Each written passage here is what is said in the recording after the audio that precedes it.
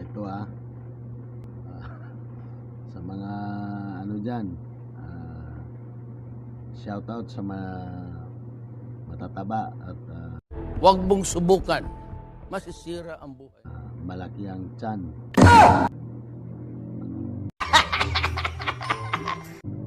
Huwag kayo mahiya pagka mga ganyan kasi isipin nyo na lang, ano yan marami kayong kinakain kaya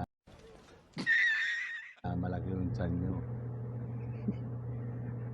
Yung mga maninipis ang tiyan, walang kinakain yan.